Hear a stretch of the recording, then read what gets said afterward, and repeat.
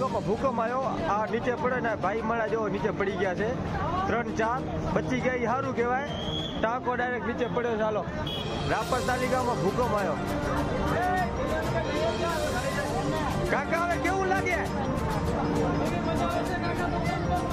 બળવાનની જીવ બચે એટલે મજા, નવી જિંદગી મળી. આમ જો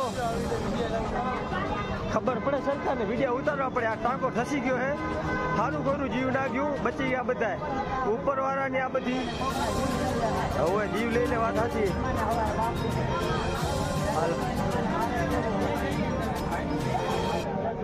બચી ગયા, બીજું કાંઈ નહીં. હાલ ઉપરવાળાને એટલું શુક્ર કહેવાય કે આ બચી ગયા.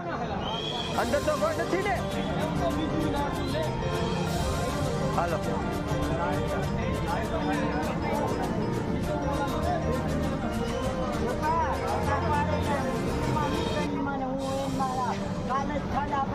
મને